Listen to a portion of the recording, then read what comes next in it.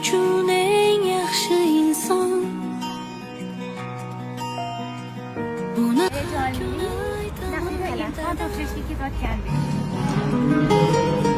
borligingiz o'zi baxtligim. Sezdim qaytadan og'rib qolsam devorni mushlab,